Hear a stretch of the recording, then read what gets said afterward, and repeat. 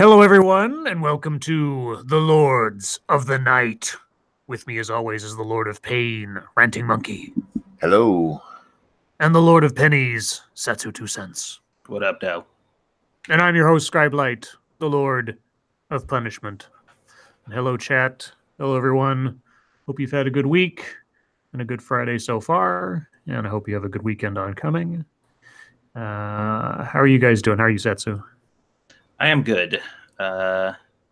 Squishy's day off. Actually, she's going to be off this whole weekend, so we hung out a bit. It's baby making time. Went to the store and grabbed some stuff, and now we chilling. So cool. Monkey, how are you? I'm a little bit worn out. I was sitting here playing a video game, and there was a knock on my door, and there was the cutest little angel you ever did see. And so I've been playing with her for the last hour, and man, that girl kicks my ass. Is she still there? She is, but she's upstairs. So okay. Well, she wants to make a visit. I'm sure she will at some point. Okay. Well, let us know when she wants to make a visit. Set time aside. Of course, yeah. And sorry, guys, I may be muting myself off and on. I am here. I just had Taco Bell delivered, and it's my dinner, so I'm going to eat while we do this. But I will still be active. I promise. Sure.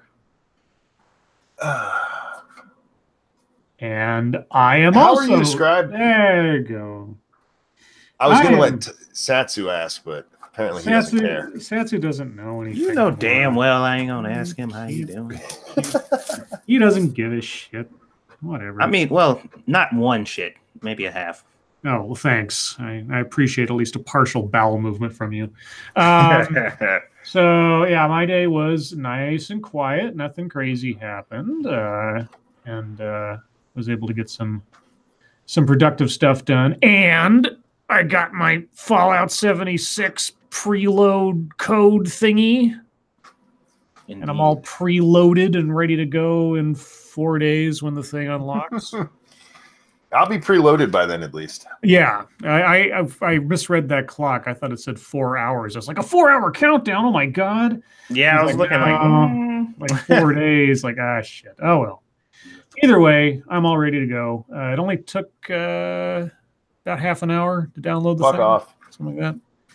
Well, can't you get better internet out there? No. Well, I know a very helpful guy at Comcast now. I can refer you. Let's see. Monkey Dick, Jim Jones, movies, video games. Hit that like button if you have not already, and a good many of you have not. 31 out of 120. So please do. Did you guys hear I stopped a mad bomber today? I did. I heard it. I'm proud of you, Monkey. Thank you. Thank you very much. Also, share our stuff.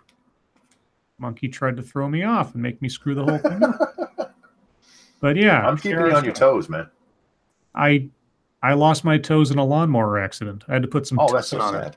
Yeah, I had to put some tussin on it. Some tussin? Just walk it off. Just walk it off. Tussin. Get some tussin and walk it off. Let's see. Do we have anything else to talk about and or plug before we get into the schnuzz? You guys gaming tonight? Yes. Indeed. Over on finishing the forest, hopefully. Aha. Yeah. More cannibalistic mayhem over on the forest. All right. Indeed. Well then. A little thing happened today. Oh, and by the way, I want to say that the biggest piece of news today is that my Firefox updated, I guess. And apparently one of the default features in Firefox now, at least the one that I got, is that any embedded videos do not automatically play. Oh. Very nice. I might go back. I'm so happy. Every CNN article I pulled up, I'm usually having to wait until the video loads, then I have to pause it and then turn off the sound on the tab to make sure it's not going to blow out my ear at some point. But no, I have all these little like, do you want to play this video play button in front of all the videos? I'm like, oh my God, I'm so happy now. So thank you, Mozilla or Firefox or whatever. But anyway, there was an arrest today in the bomber plot thing. Much to, I guess, a lot of people's false flag chagrin, it appears, I'm sure conspiracy theories will continue, but it appears it was actually a Trump supporter. An insane one. Insane indeed, yes. But, I stopped him, y'all. Yeah. DNA, fingerprints, and pings from a cell phone tower led authorities to an auto parts store parking lot in South Florida, where they arrested a 56-year-old man Friday morning. The arrest brought to an end a 4-day nationwide manhunt of the alleged mailer of over a dozen suspected pipe bombs to prominent critics of President Donald Trump. I love how that's how they've classified all the people receiving the bombs. They're not just like high-level or high-profile political figures in their own right. No, they're critics of Donald Trump. Mm-hmm. Yeah, and that is literally the only thing they got going for them. Yeah, I guess. Nothing else matters. Yeah, they're not former presidents, vice presidents, secretaries of state, etc. Anyway, a key break in the case for investigators came Thursday, according to a criminal complaint and multiple law enforcement officials, when they traced 5 packages to the Opa-locka Processing and Distribution Center outside of Miami. That break allowed authorities to narrow their search, which, combined with DNA and fingerprint samples left on a package sent to Representative Maxine Waters and cell phone geolocation information, led to Cesar Sayoc. I don't know if I'm saying that right. Even as new devices were being found in New York and California. And by devices, they mean bombs or pipe bombs. FBI agents arrested Sayoc at an AutoZone parking lot in Plantation, Florida, about 6 miles west of Fort Lauderdale, Friday morning as he was nearing his white van, which has been covered with images political in nature, including images of notable liberals such as Hillary Clinton and former President Barack Obama. So now they're notable liberals. 3 paragraphs above, they were critics of President Trump.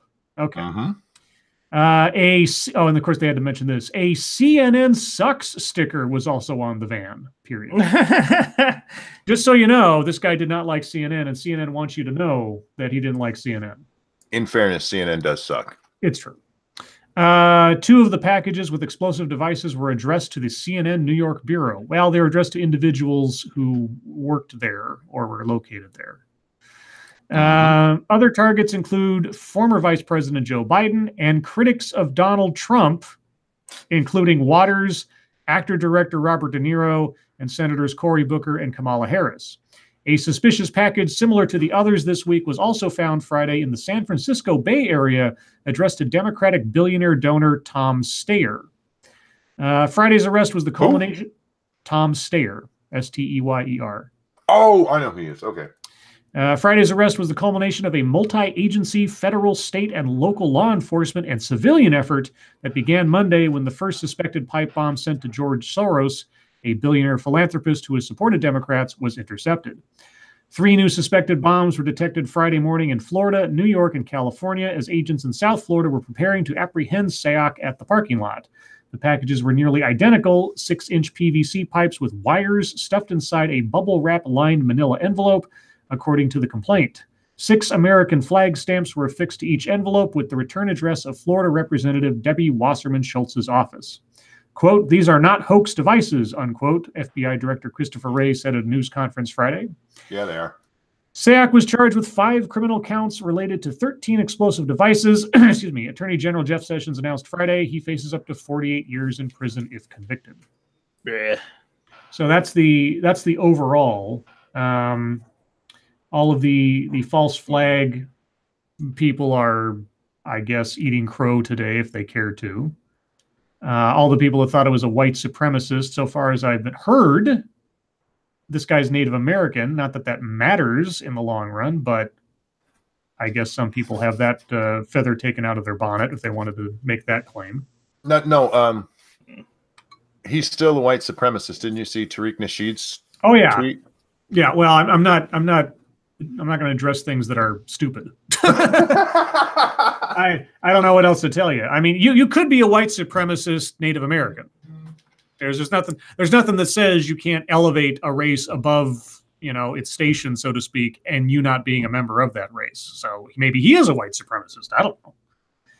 I don't think he is, but yeah, Tariq is an idiot. Sorry.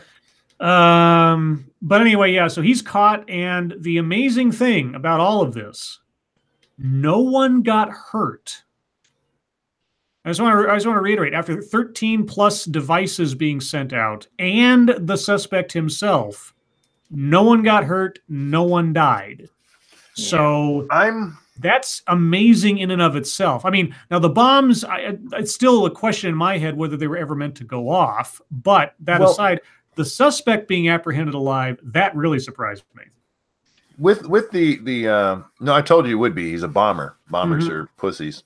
Well, not the cops like being over, Oh, sure. That kind of thing. Yeah. Overzealous. As to whether these bombs were ever meant to go off, this guy has a history apparently of threatening people, threatening to blow up people even. Yes. Yeah. And none of these devices were put together in a way that they could explode.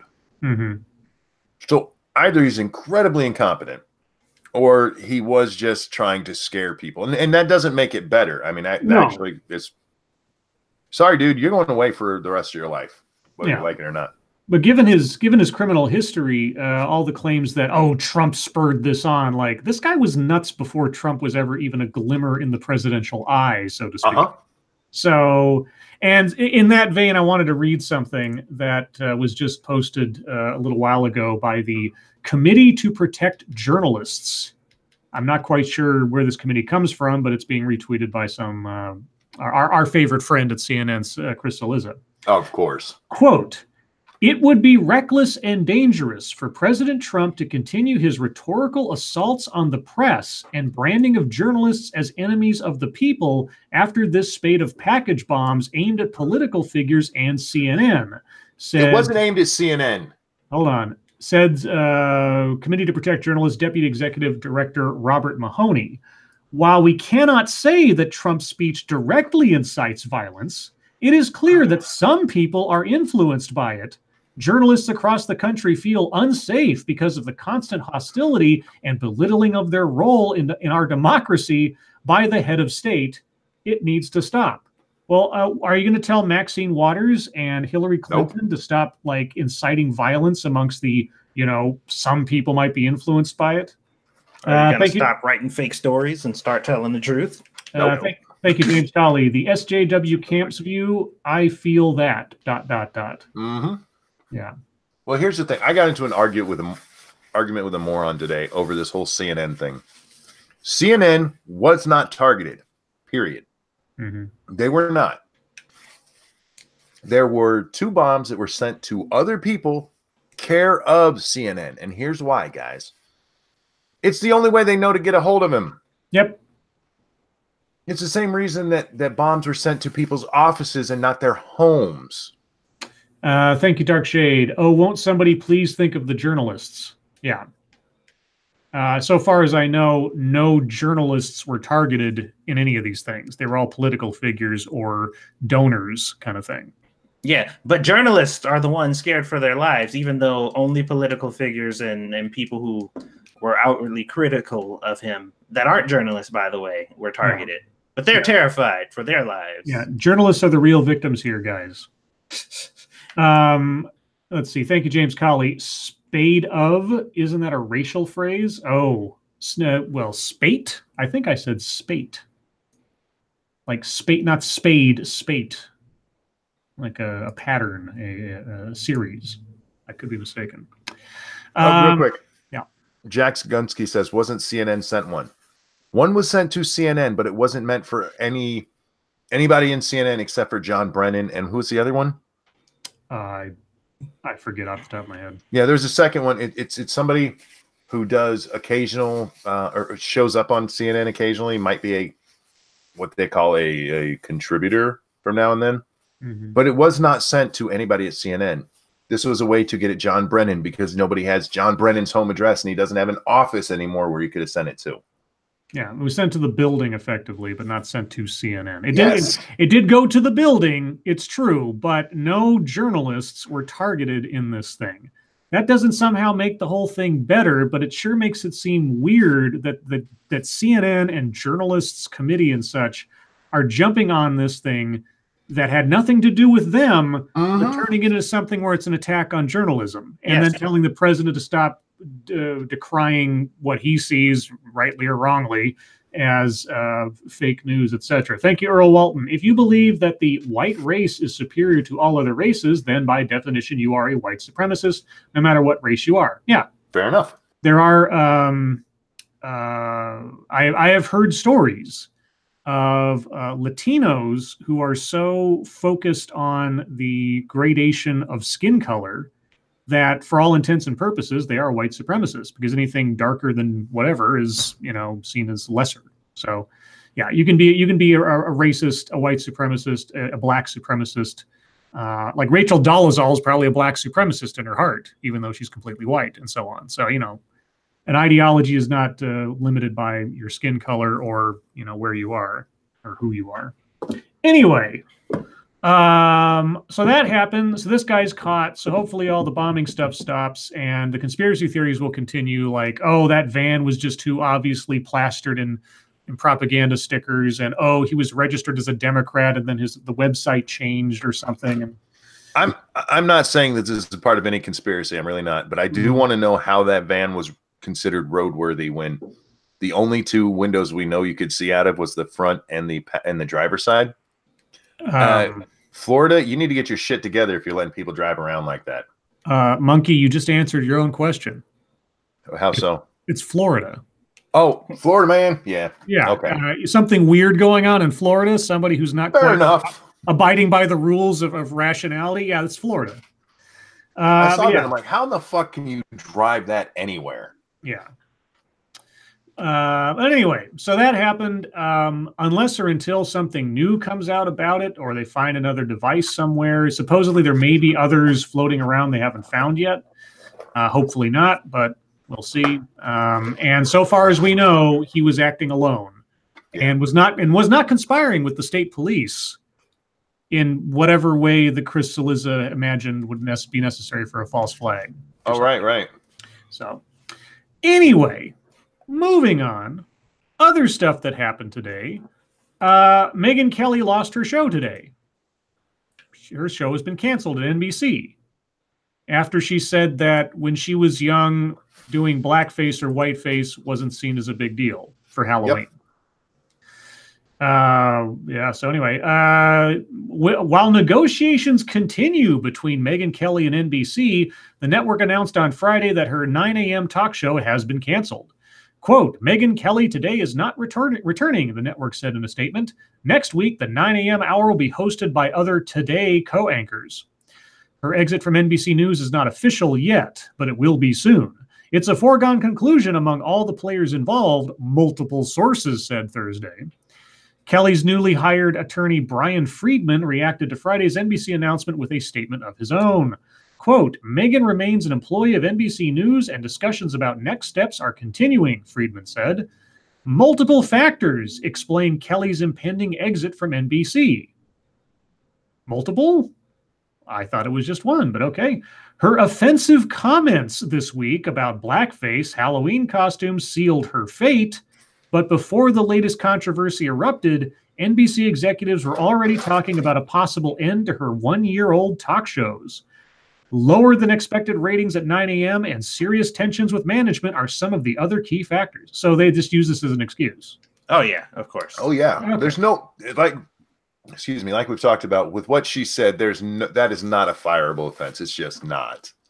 Yeah, so, I looked up the quote to find out exact, because I couldn't remember. I didn't see the video. What did she exactly say? And I read the entire thing, and I'm just like, she praised Diana Ross in talking about someone she knew who dressed up as Diana Ross for Halloween or something, and said that when she was young, doing so for the sake of a costume was not any kind of big deal, and that was it. And somehow that's racist, offensive, fireable, Roseanne levels of whatever, yada yada. How dare you remember racist. Something? Now, there's not much more to say about that, but I did want to give this little tidbit as an aside. Kareem Abdul-Jabbar had something to say about this. Basketball Hall of Fame center Kareem Abdul-Jabbar said on Friday, blackface comments made by NBC host Megyn Kelly this week were, quote, hate crime adjacent, unquote. Wow. Quote, in Megyn Kelly's case, it would be difficult to sustain an argument that she was ignorant of the blackface controversy. We've had many examples of it in the past few years. Ted Danson. Do you know how long ago Ted Danson did that? Uh-huh. It was in the fucking 90s or something, or the 80s. Ted Danson, what's going on? I don't know. My door is being broken into. Oh, well, if we have a visitor, I'm going to pause here. What do you say? Do you want the headphones? No? Okay. Can you say hi? Can you say hi? Scribe's right there. Hello. Are you being shy tonight? I'm a potty, then you gotta go get a baby. You put me on speaker for a second? Hello. Oh, wait, where are you going? Hello. Huh? She's saying hello Hang as on. she walks away. Oh, she actually ran out of the room. Oh, okay. Well, then. I was just putting you on speaker when she ran out of the room. Okay. Oh well. Que sera. She's tired too. That's all right. Let's see. Well, we've had many examples of it in the past few years. Ted Danson, Luann de Lesseps. I don't know who that is. Kylie Jenner. Like Kylie Jenner did blackface? No. Okay. Julianne Ho, Hough. I don't know who that is either. With all the usual pundits, myself included, explaining publicly why this is a hurtful and insensitive display. Megyn Kelly didn't put on blackface, Kareem. No, but she didn't follow the narrative, and they were looking for a reason to. By the way, he actually wrote a whole article about this. It's fucking retarded. Your sound's going really crazy, Monkey. Jesus Christ, why? Sounds like you're talking out of a coffee can for a second, and then it goes back to normal. Oh, I wonder if did she bump my? I got to drop and reset because yeah, she bumped my mic cord. 1 sec. Okay. Let's see. She's an educated person with a news background, so there's no way she is not informed on the issue, which means she deliberately, without regard to the harm she would inflict on people of color, chose to pull out this old controversy. Not quite a hate crime, but hate crime adjacent. Kareem, did you actually listen to what she actually said? No, he doesn't care what she actually said. This is an opportunity to get some political leverage. So they're like, it doesn't matter what she said. It's totally irrelevant. We said that she did something bad, and that's all that matters. Doesn't matter the context. Doesn't matter if it's true. Yeah, she didn't come out on camera doing an Al Jolson impression. Okay, she talked about something from the past and referencing that there was a time where it wasn't a big deal to just use it as a costuming effect. So now... One second. Alan Sawyer, thank you. But White Girls was perfectly okay. Oh, yeah. No, it wasn't okay because that movie was terrible. Hey. White Girls was my mic better, and 2, White Girls was great. Terrible. You got no sense of movies. Terrible. Anyway. Real quick. Speaking of you in movies, tomorrow night, Polly is going to join us so you guys can talk about the whole Superman v Batman thing. Oh, I gotta hear this one. I gotta have him. So that'll be tomorrow night, guys. Well, let's see. In other news that has nothing to do with bombs or blackface, excuse me. This happened apparently. Former Hill staffer files complaint alleging she was fired over her pregnancy. Oh. A former top aide to Democratic Representative Henry Keller, I don't know if I'm saying that correctly, Cuellar. I have a feeling I'm not saying that correctly, who was terminated last week, is calling foul, saying she believes she was wrongly fired for being pregnant. Christy Small, I wonder how tall she is, who has worked on Capitol Hill for more than a decade, says that officially the Texas congressman fired her over issues with her job performance as his deputy chief of staff. But Small told CNN was that a knock? That is a knock. I hear a knock at the door. Thank you, Earl Walton. Soul Man was wonderful. What about Watermelon Man? And thank you, James Colley. Jenner doing interracial facial isn't blackface. Oh, James. Oh, that was a good one. That was a good one. Did we lose Monkey while he goes check out the door? Yeah, that was my son, actually. Not Little Butt's actually in bed now. So okay.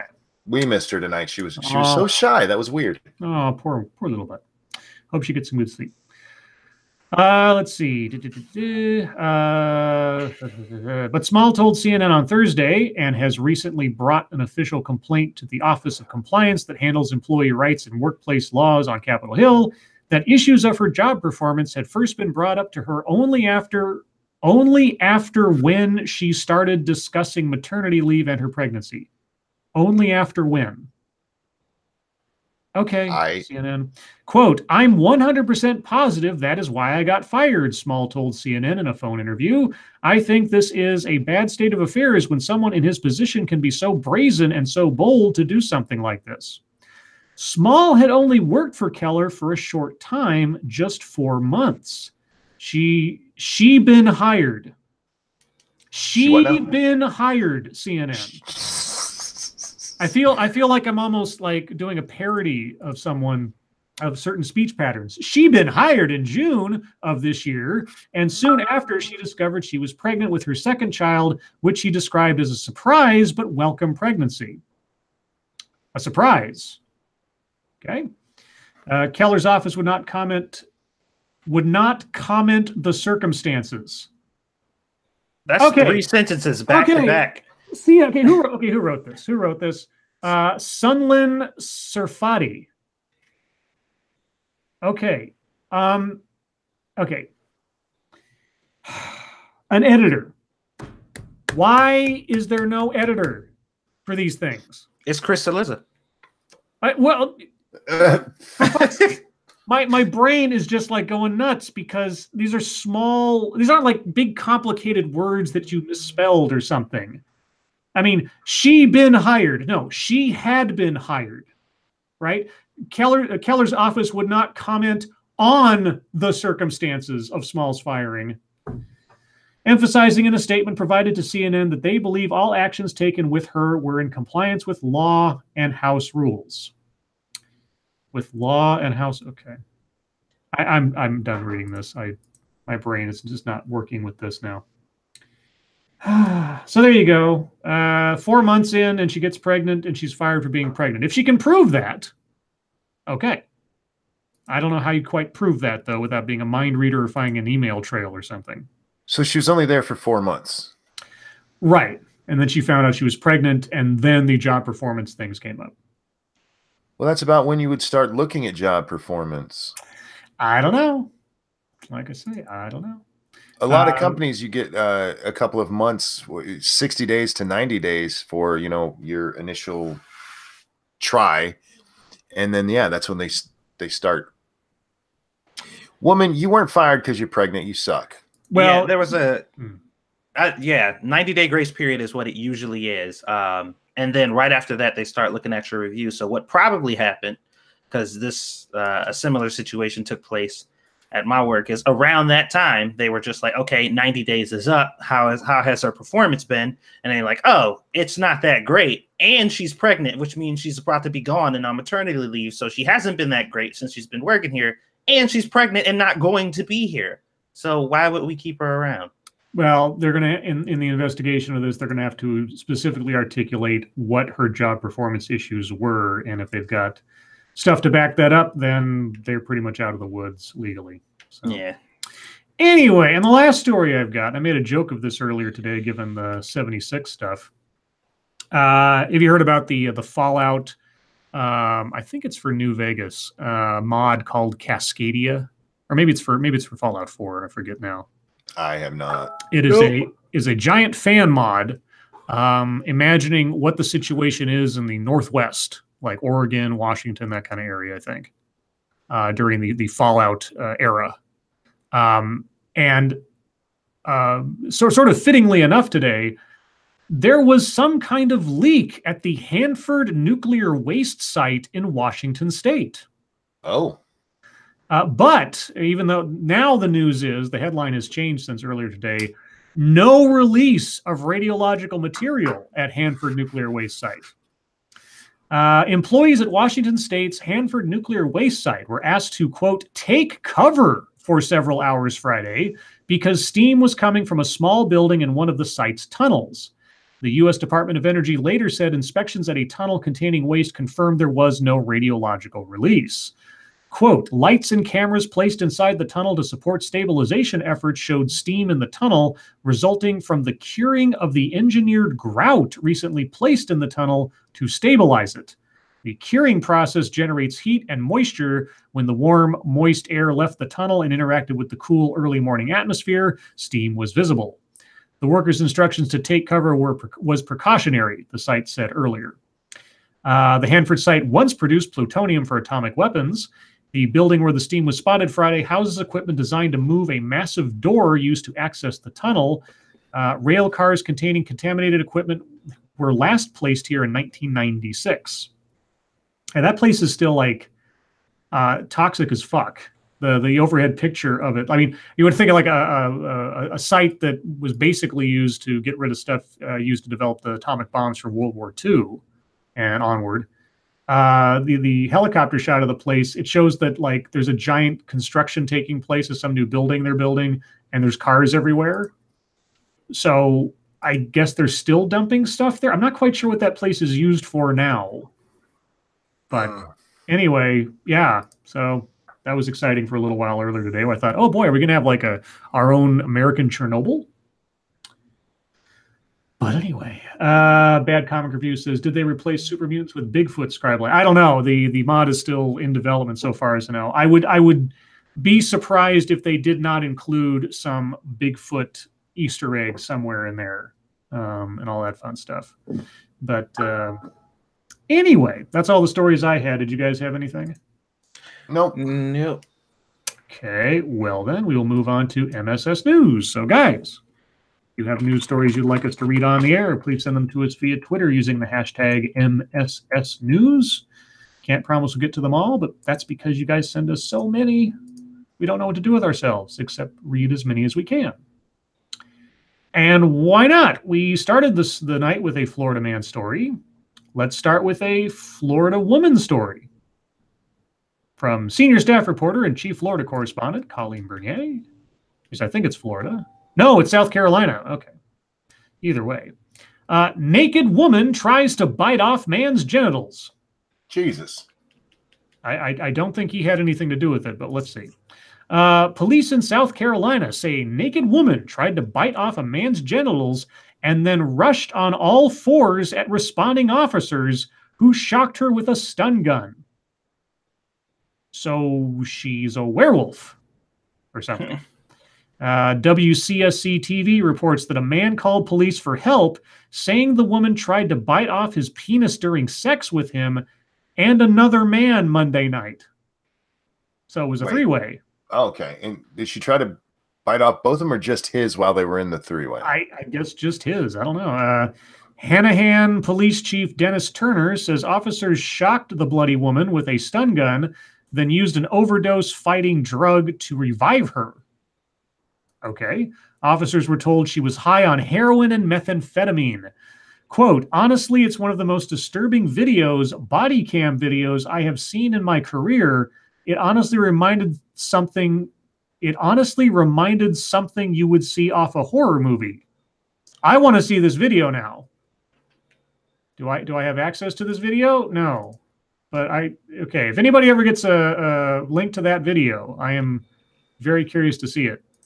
I'm sure it'll be blurred out and stuff, but that would be interesting.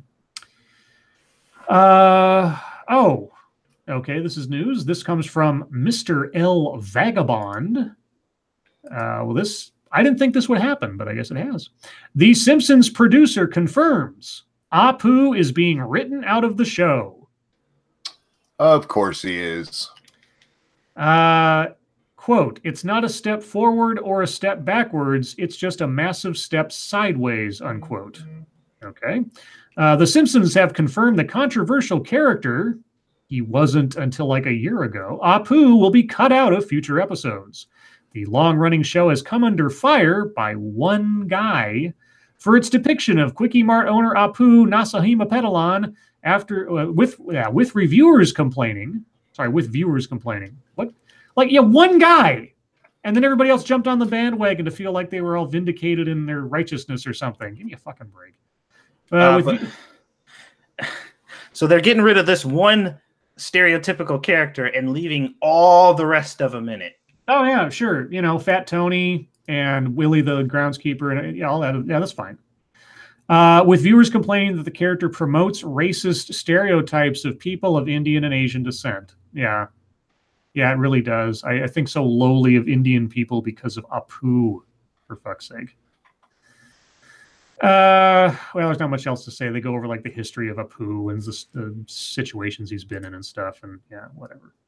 It's just, I thought the Simpsons. I didn't think the Simpsons would give in, honestly. What was the name of the guy who did that?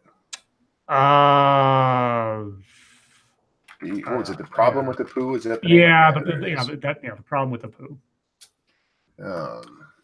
Let's see. No, that's an ad. I almost read something from a promoted tweet because that's what they do now.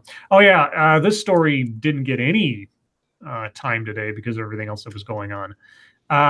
China kindergarten stabbing. Woman slashes at least 14 children. Wow. A woman wielding a kitchen knife has attacked at least 14 children at a kindergarten in Chongqing in central China, local police said Friday. Chongqing City Banan District Police said the children were slashed as they walked back to class after their morning exercises at Yudong New Century Kindergarten about 9:30 a.m. local time. Videos circulating on Chinese social media, I'm surprised China still has social media, showed small children bleeding from severe cuts to their faces at the entrance of the kindergarten as stunned adults looked on. School security guards and staff restrained the 39-year-old attacker and took her into custody. Video from the scene appeared to show angry onlookers attempting to hit and kick the woman after she was detained. Chongqing resident Xia Yang said the attack has shocked residents of the city, a metropolis of some 30 million people. Jesus. Nearby residents said the kindergarten doesn't have any outdoor space for the children, and they have to use a local public park for their morning exercises. Quote, it happened when the children were entering the school gate. The attacker just ran at them with a knife. The teachers were dumbstruck. Let's see. It doesn't say that anybody died, thankfully. Yeah, so they don't give us any sort of status on the children's health, but they don't say there were any casualties per se. So fingers crossed that there won't be, but that's nuts. Another crazy person doing crazy things.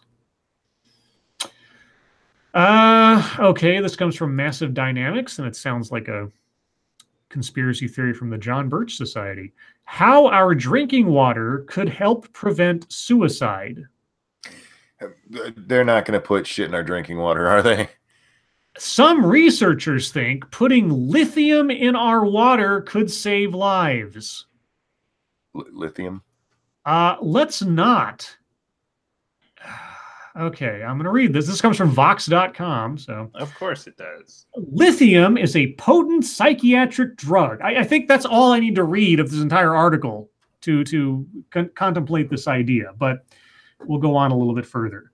One of the primary prescribed medications for bipolar disorder, but it's also an element that occurs naturally all over the Earth's crust, including in bodies of water.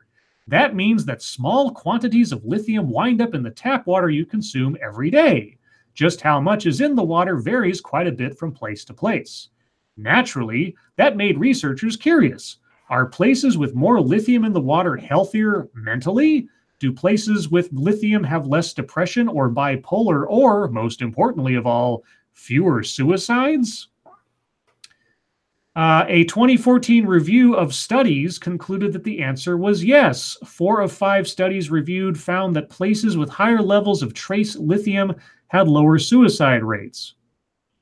Do they also have nicer neighborhoods and what's the crime rate in those areas as well? Right. And what are those areas? What's the most mentally healthy place to live? Let's see. Much lower suicide rates in the Northeast, and the highest rates of suicides are in the Mountain West. Okay.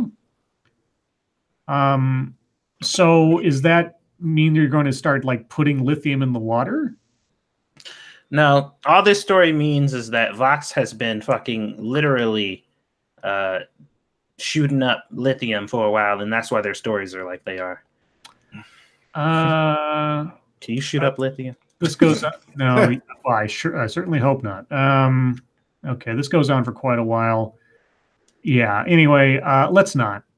Let's just not. Let's not intentionally put psychiatric drugs and elements that aren't necessary for our survival into the water, please. What else do we have? Do you think it'll turn any more freaking frogs gay? Well, make the frogs less suicidal, I suppose.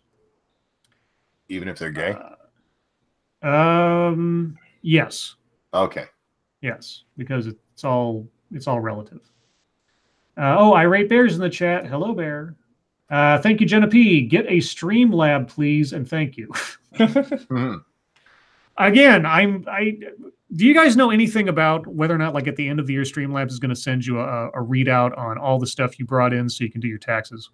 No clue on how they handle it. Okay, so guys, I'm waiting for someone to give me the information on how Streamlabs handles end of year income reporting for anyone using their service. That's what I'm waiting for. Here's the deal. As long as you go through PayPal, as long as you set your Streamlabs up through PayPal, PayPal does it. No, I'm not going to set up a PayPal account. I don't trust that. So okay, that ain't happening. So unless there's some other way of doing it, yeah. So that's why I want to know how Streamlabs handles that, because I don't want to screw up keeping track of those kind of things and then get my taxes screwed up. So let's see. Irate Bear says Scribe later tells you how much you earned on Streamlabs.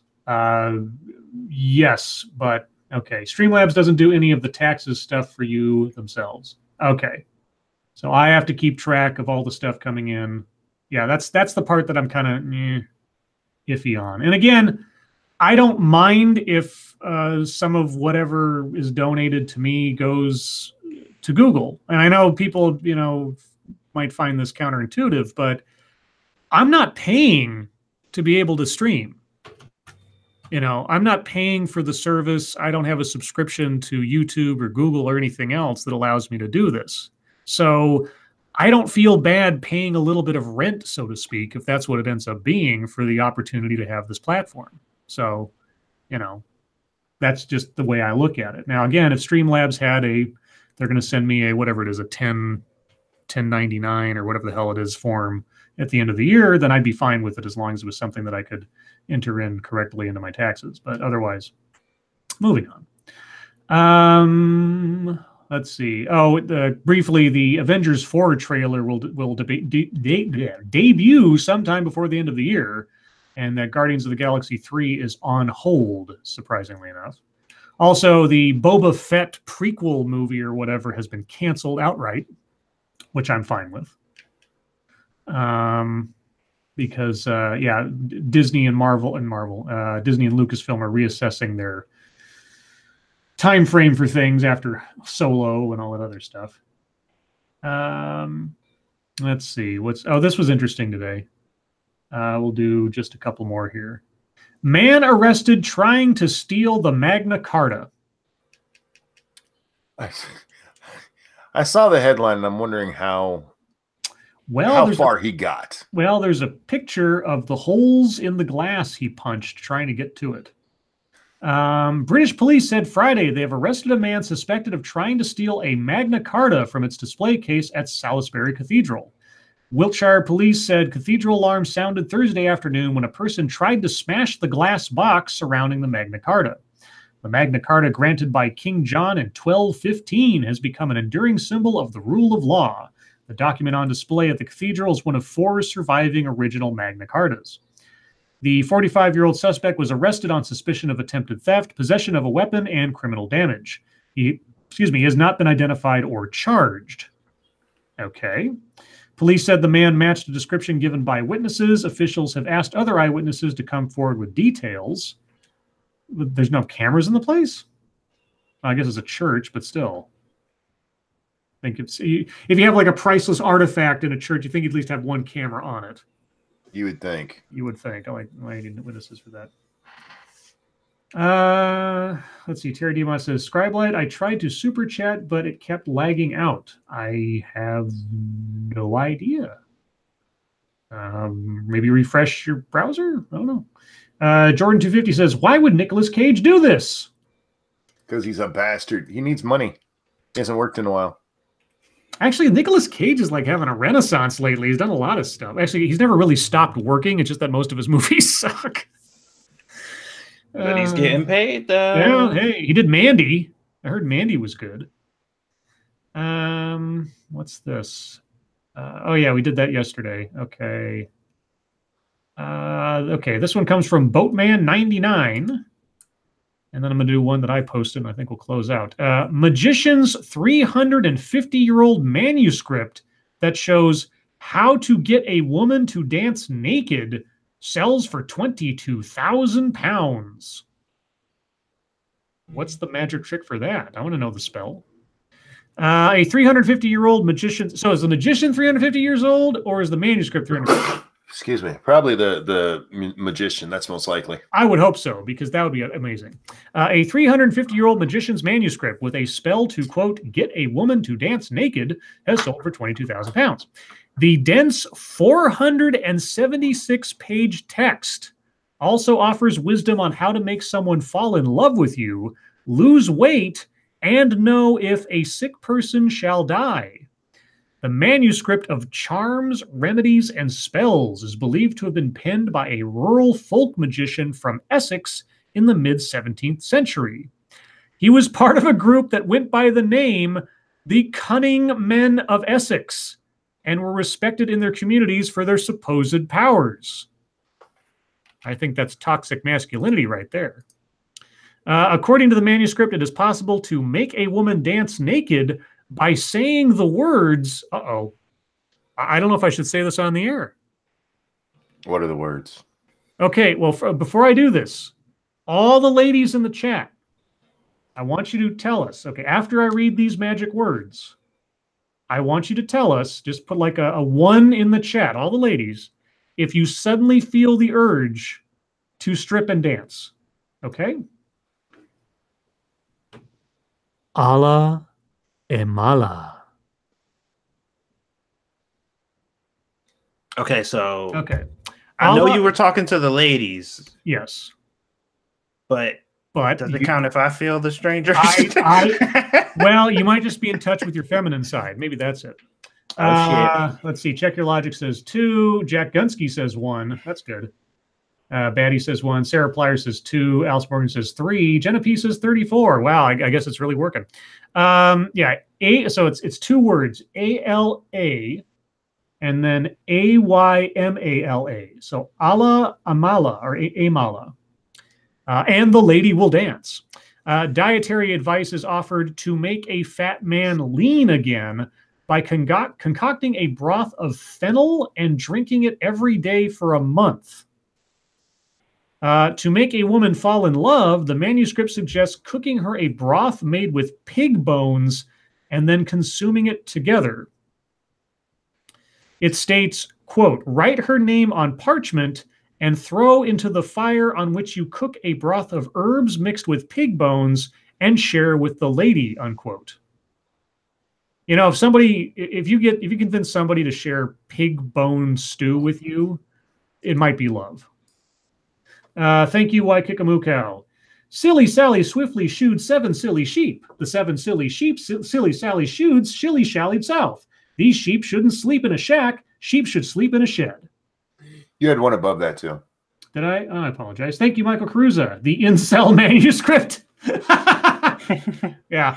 Not too far off the mark. Now, if I had one thing I'd ask YouTube or Google to change, it's to give a notification for any super chat. Doesn't matter if it's $1, $2, or whatever. Because when those things flip by real quick, I hate it that I miss those. Sorry about that. And the last one I'll read, I haven't heard anybody else talk about this, and I'm still curious to know if this is true. The source is from something called aa.com.tr.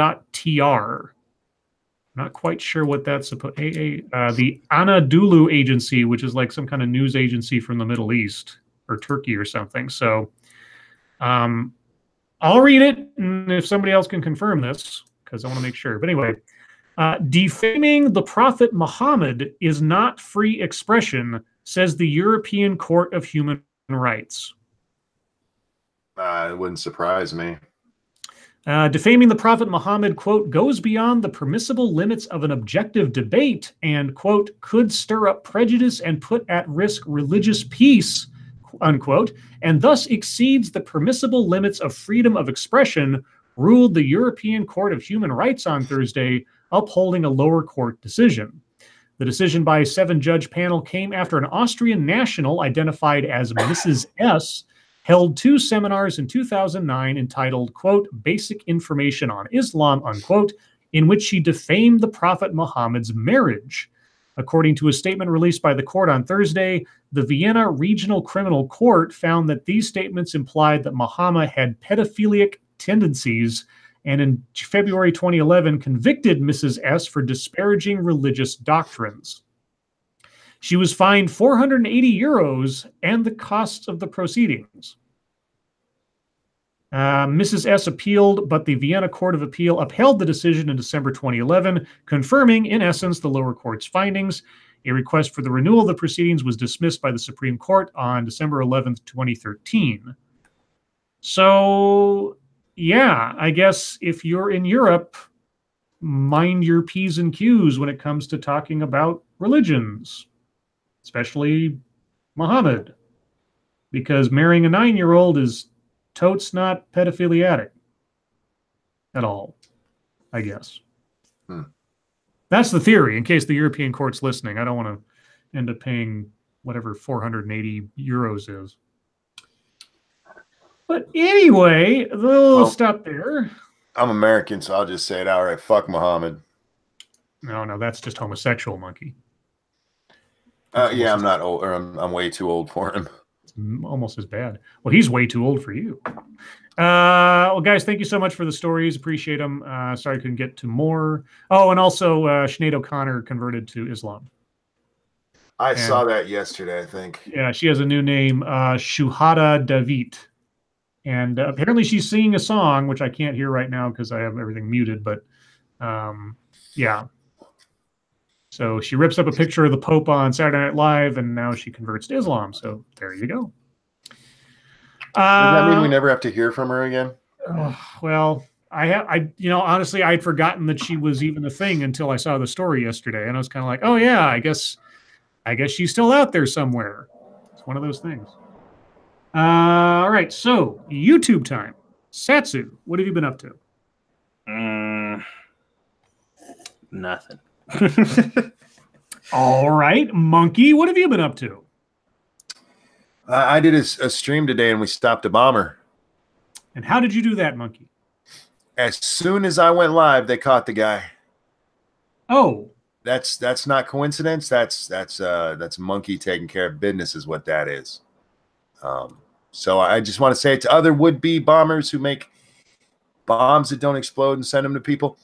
Your days are numbered. I'll get you. I feel as though there has to be some kind of meme or something showing you like turning on your microphone and world peace suddenly occurring or something like that.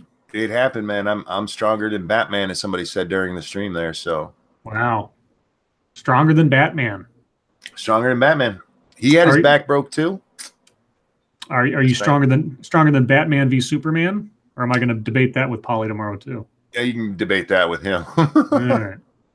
But other than that, yeah, I just did a stream today. It was a good one. It was fun, and it was, yeah. Right as I went live is when they announced they caught this guy. So everything I wanted to talk about just got thrown to the back burners. We went over that shit. Didn't you have a video you were working on? Yeah, but I said the other day I'm waiting for a new thing that ties in with it to make it more relevant again. Okay. I waited too long, so I got to wait for something to bring it around. Okay. And are you still working on the secret project? I am indeed. It's going slow. I'm caught on a part, and I'm trying to figure out how to get around it. But yes, okay. It is still in the works. Yes, very much so.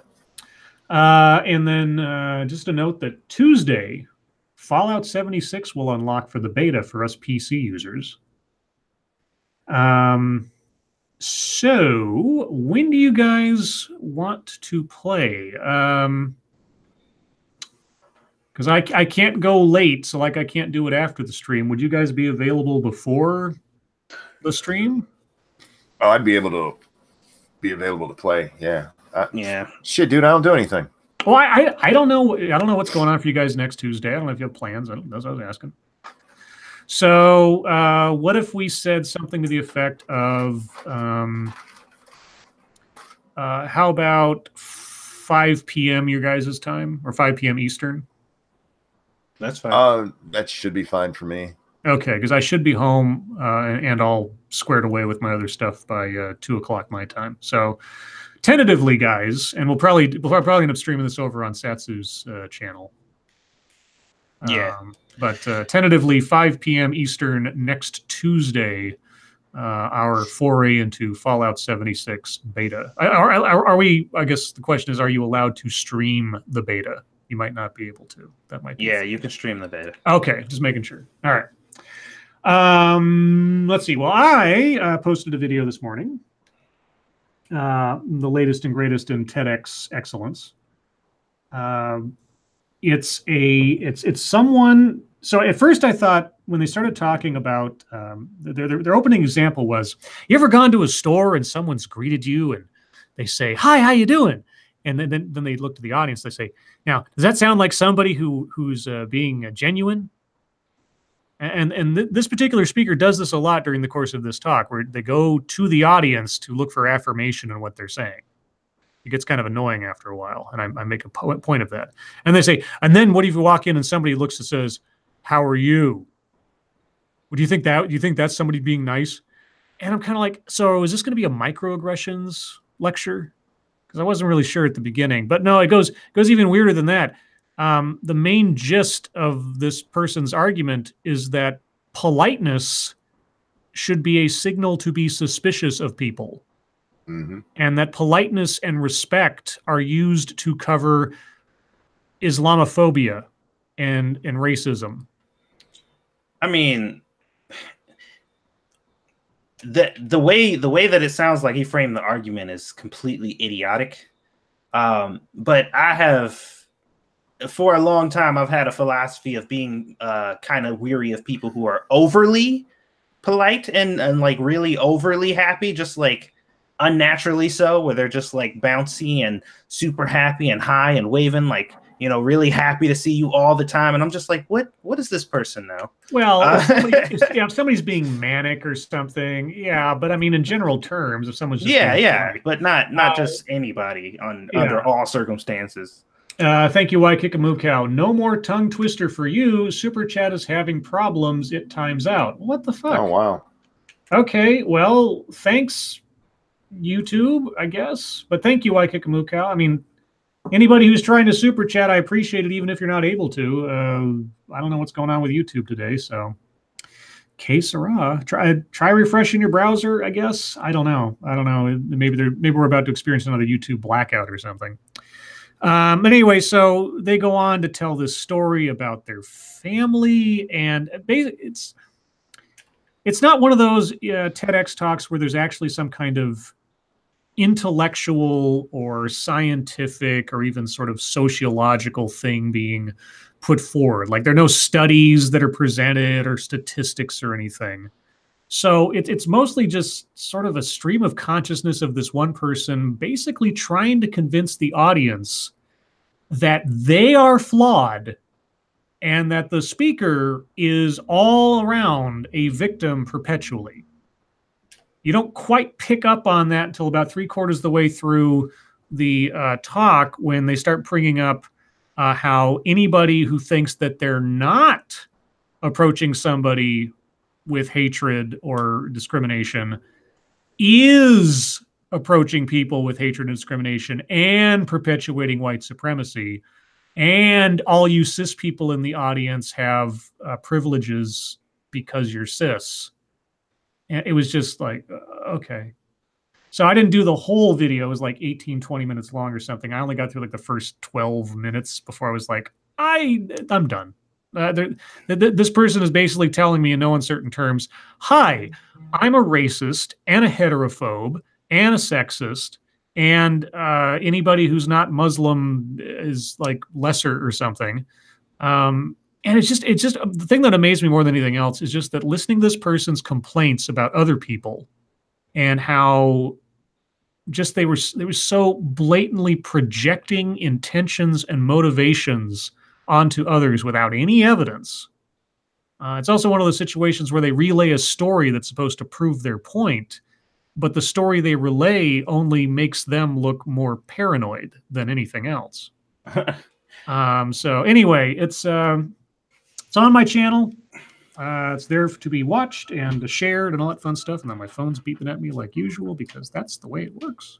Do people pay to go to those TEDx talks? I don't know. I've been asked by several people, like, how do they figure out who gets to talk at these things? And I did look up once how to get onto a TEDx stage, because I thought, well, if these people can do it, or some of the weird stuff I see presented sometimes, maybe I could.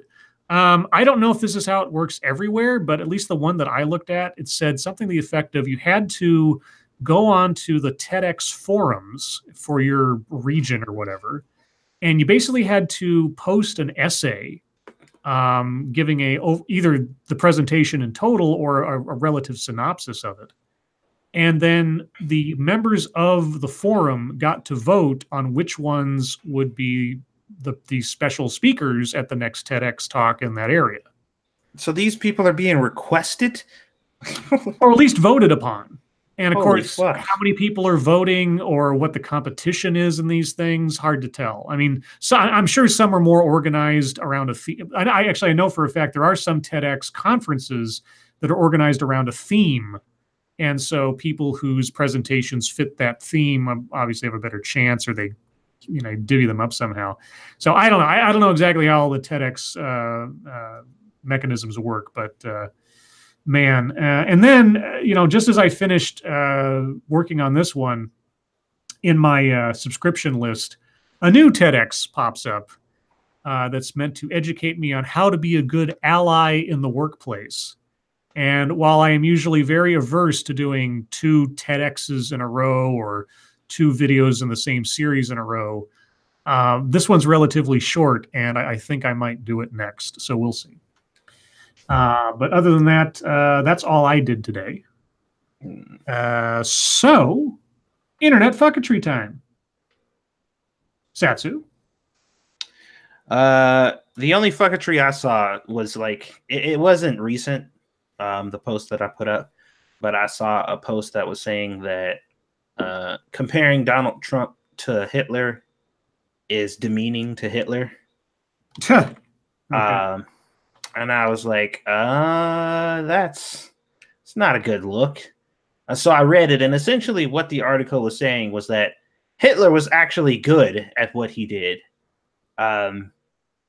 So comparing Trump to Hitler is bad because Trump is just a con man, and he doesn't believe in anything that he's doing. He's just trying to, pull one over on people, and he's fake and phony and doesn't have any moral standing or beliefs in anything. He just hates people and wants to fuck them over.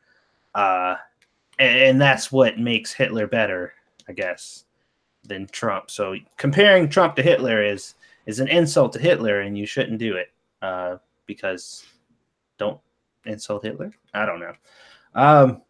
But yeah, I was discussing that with a couple people. And like I said, I kind of got what they were saying.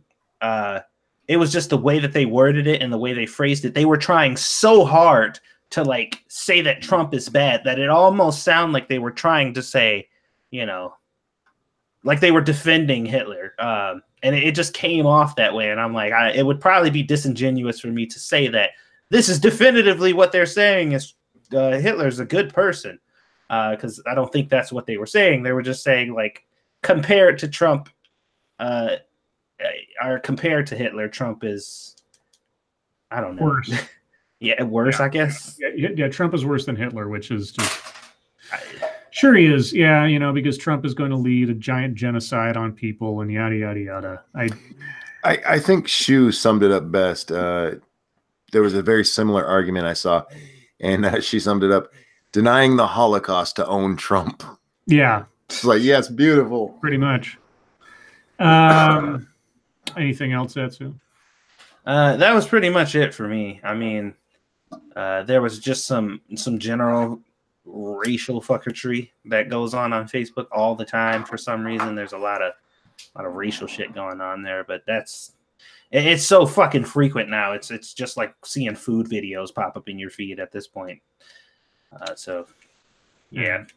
I've only got a couple of things. The New York Times posted a story today, and the tag they put on the tweet attached to the link to the article read like this: the trial accusing Harvard of discriminating against Asian American applicants has raised the question of whether elite colleges' preference for certain character traits in applicants, such as extroversion, is culturally biased.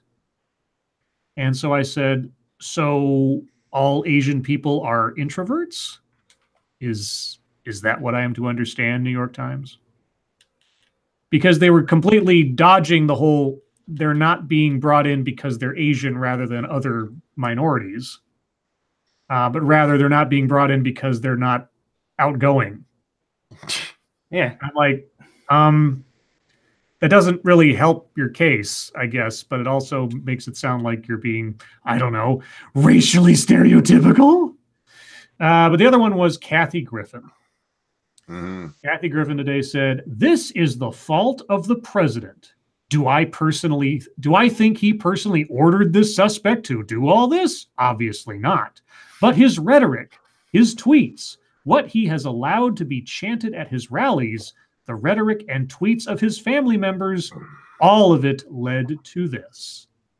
And I said, so your rhetoric and tweets and the image of you holding up a severed head of Trump all led to the shooting of Steve Scalise. Got it. Mm-hmm. Yeah. So my answer was much more to the point. Yes, it was. I just said you're a fucking moron. Yeah, well, I was an English major, so I have to put a little bit more effort into it. I'm a let's just cut to the chase kind of guy. Monkey's a major asshole. I am. But I have to be different than you, or else this isn't really much of a variety show. Oh, is that what this is now? Well, it is. Kind of is. I mean, 3 different people, and yeah. Anyway, go ahead, Monkey. What we kind sing of sometimes. Yeah, we do. Yeah, we do sing. And I make weird noises and be melodramatic from time to time. We have a format. There's variety. Sure. I really don't have much today. I got into a couple of arguments on Twitter with morons over all of this. You're a fucking moron to Kathy Griffin inspired this one idiot who's been trying to one up me on Twitter for a few weeks now, and dude, my dick's bigger than yours. Just stop. Mm-hmm. My dick might not even be bigger, but I'm funnier than you are and smarter. So stop. But go ahead and get your. Yeah, thank you, Inedible Trout. What do you call a boat filled with potatoes and penises? A dictatorship. I like that. That's nice. And good job on trying to dodge the YouTube censorship. Indeed. Spaces are your friend, apparently. I don't know what. Have they put out like a list of verboten words? Probably not, because people. No. Yeah. Oh, we can talk about that in a moment too. Sure, go ahead. First, I want to talk about Oliver Darcy. Oh, that's the guy that posted the little clip of the journalists complaining about how Trump needs to stop talking bad about them because journalists are the totes victims, yo. Well, this is also what he tweeted out earlier. And the only reason I know I don't follow this idiot is because Jim Acosta retweeted it. Oh. And I do follow that idiot. Anyway, Darcy here tells us, Trump says bombs were mailed to high-profile figures throughout our country and a media organization. Doesn't mention they are Democratic figures or that the media organization is CNN. Oh, for fuck's sake. Yeah, because Trump is trying. It's a Trump conspiracy now. Trump literally went out there, and for the first time that I can remember, when I saw he was going to speak about this, I was like, "Oh God, please just don't, because it's Trump, you know." And I'm thinking he's going to say something really fucking stupid, and instead he came out and he was. I mean, his remarks were perfect. I think. Yeah, but he did. I mean, in that statement, at least, he actually didn't politicize it. He didn't. The only thing he says, that violence has no place in American politics, is basically what he said. And he thanked the law enforcement folks for getting the job done. And this asshole comes out here. Trump's keeping it a secret. At this point, anybody following this story, did you not know that it was aimed at Democrats and that two of these came to CNN? Keeping it a secret. Yeah. Okay. Thank you, Cryptic. China have to be communist and not a dictatorship because Chinese men's aren't big enough to be dictators. Har, har, har, har. But yeah, I saw that stupid thing from old Ollie there. But by the way, also Cryptic, are you an introvert just by nature, out of curiosity? Let us know. Where was the other one? I wanted to talk about what YouTube came out and said today. I gotta find it. The Article 13 thing. Yes. Oh man, go. Yeah, that's great. Your response to that was perfect, by the way. Thank you, and we'll read that in a second. What YouTube said was Article 13 already passed, but there's still a chance to make it better for creators. On YouTube alone, billions of videos from millions of creators from all around the world are at risk of being blocked in Europe. We need your help. Tweet #Save Your Internet and creators make a video explaining Article 13 to your fans. I'm not necessarily against what they said there. Article 13, while it did pass, the final passage of it with its final language has yet to be determined. Go ahead and read that. Thank you, Cryptic. Nah, I just don't give a shit. Works for me. Thank you. And yeah, there are a lot of creators that'll get fucked if Article 13 goes through in its current language. But my response to them was, so Article 13 might make it so videos aren't seen in Europe, threatening your ad revenue. I can't imagine how frustrating it is to have a bunch of overly sensitive douchebags suddenly taking a huge chunk of your revenue from you. Must be scary. The only reason they don't care about the creators, not at all. They care about what's going to happen to them if videos can't be seen in Europe, because that's going to hit their bottom line. Right. You know what, YouTube, get your house in order and then you can start talking about them, because you can't even tell us what blocks our videos on your fucking platform. Yeah. Go ahead. Make a video about Article 13 so we can demonetize it. No shit, right? Oh God! I wish I had thought about that at the time, because that's what I would have tweeted at him. Thank you, Waikikamucal. My girlfriend is always stealing my t-shirts and sweaters, but if I take one of her dresses, suddenly we need to talk. Har, har, har. I just make sure it's one with low plunging cleavage. There you go. But yeah, that's pretty much all of it. Like I said, most of the fucketry I got into was just back and forth with morons. Maroons everywhere. I did make my own little meme today. Oh, did you? I did. You want to see? Sure. I just shared it. Okay. More Native American. Oh. Yeah. Yeah, I've seen a couple of those with pictures of her next to him and similar comments being made. Yeah. Yeah, the ones that have come out, because he's listed in a previous mugshot and what's it called, booking form as white. Right. He's not white, y'all. And I had one guy. How do you know he's not white? Well, he ran a business called Native American Catering. That was my first clue. I mean, he could be pulling Elizabeth Warren and saying, but he could be. But I'm willing to give him at least a little bit more benefit of the doubt than her, because, well, he's brown. Thank you, Michael Caruza. Best meme of 2018. Thank you. Well, why don't you suck Monkey's dick a little bit more there? He did it giving you money. What are you complaining I know, about? I'm not complaining. No, I'm not complaining about the money. I'm just saying that seems a little bit far-fetched. Monkey's got some good memes, but come on. Jordan 250's made like thousands of memes for us so far this year. Better ones out there. I feel like Scribe saying I'm not funny enough and I got to raise the bar. That's right. I've always got to challenge you, or else you're not going to do any better. You'll get complacent, you see. My next one's going to feature you. Oh, shit. Well, then, we are into something like deep topic time. Yeah. So I thought I'd continue a little bit on the theme I did a couple episodes back when I was hosting this with not with horror movies, like I'm going to give you a challenge or something. But so first off, how often do you guys watch horror movies, like modern horror movies? Not very often, usually only around Halloween time. When Squishy makes me. Do you guys like horror movies? I do indeed. It depends on. I don't like slasher movies, but most other horror movies sure. Or not. I'm sorry, not slasher, gore movies. But I was about to otherwise, say, because I was like, Elm Street's a slasher movie. Yeah, and just not over excessive gore is what I don't care for. I'm just tired of fucking ghost stories. Like Squishy watches a lot of supernatural. I like ghost stories. You know. Yeah, there's a lot of the haunting of or blah blah blah. Lots of ghosts. Yeah, because they're 90% screaming. That's it. It's just people screaming for fucking hours, and it annoys the fuck out of me. I'm just like, God damn! Most of this movie is just people yelling.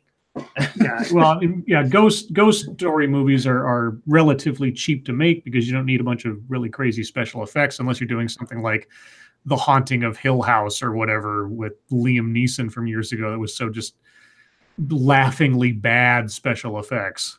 Apparently, you don't need dialogue either; just yelling. Yeah. So, what do you think? I'll put this question to you, and I mean this will bleed over into chat time as well. Oh, Tailed Features in the chat. Fucking me, Goldthrapple.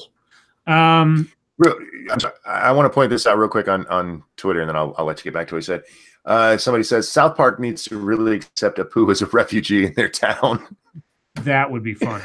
That would be awesome. Anyway, I'm sorry. I did not mean to interrupt there. Go ahead. Yes, you did. Well, I didn't mean to. No, I really didn't. That just popped up. So anyway, you were asking about horror films and stuff. Yes. Yeah. So what do you guys think makes a good horror movie? Monkey? Something that scares me. Okay. Well, so what would make a good horror movie for you then? For me, you need the atmosphere, of course. And it's got to be something that's at least, I don't want to say necessarily believable, but that I can get lost into where I can believe it.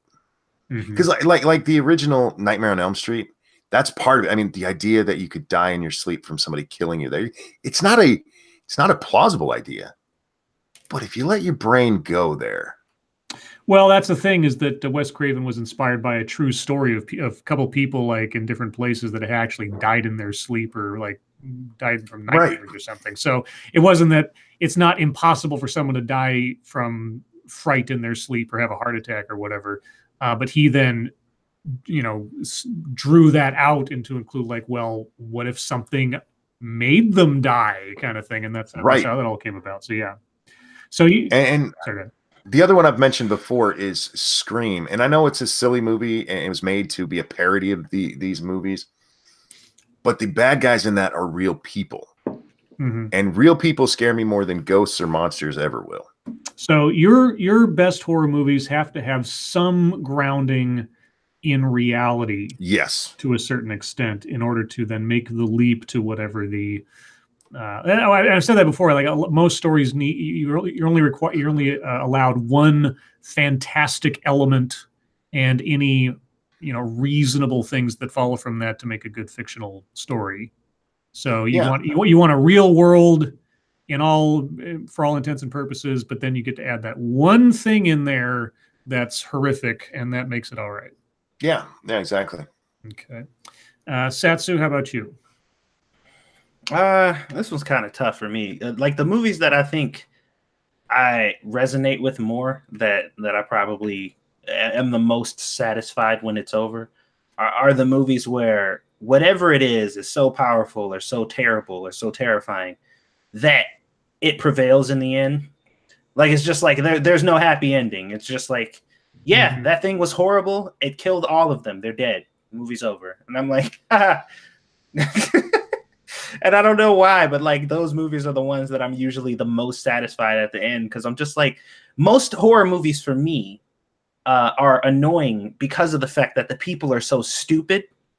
But I do appreciate a horror movie where the people are not dumb. Like they don't get caught in this predicament because they're stupid. It was just a really unfortunate set of events that put them in this situation. They did everything they could to get out of it, all the smart things that I would have done, but they still lost. It was just like, no, you can't beat this thing. Thank you, Waikikamuko. Do zombies eat popcorn with their fingers? No, they eat the fingers separately. Yeah, no, I like a horror movie that does not try to sugarcoat it for the audience with a happy ending. Yeah, or an ending where like I'm really sick of, they beat the bad thing, but in the last 3 seconds of the movie, you know, the hand pops out of the grave kind of bullshit. Yeah, that shit. I hate that. It doesn't necessarily have to end on a downer per se, but just that, you know, not everything's suddenly all hunky-dory and happy. I like a horror movie where I can empathize with the characters, I can understand what they're doing and why they're doing it. But the horror movies I appreciate the most are the ones that don't, they neither glorify nor make cartoonish the violence. I mean, the movies where the violence is as sudden and as brutal as it would be in real life, those scare me more than like a whole bunch of blood effects and things. Oh yeah, because you know it's I know what you mean. Yeah, definitely. Yeah, and especially if they're not giving every scary moment a crazy soundtrack that tells you to be scared. Like I haven't seen it yet. A lot of people say I should see it, but the remake of It, like every time there was something scary going on, there was like this clanging noise soundtrack thing going on. It's like it's telling you it's time to be scared. Yeah, that stuff. That stuff doesn't do much for me. But yeah, like the first Texas Chainsaw Massacre, that movie was so cheaply done, they didn't have any budget for like super special effects. And there's actually not much blood in that movie, crazily enough.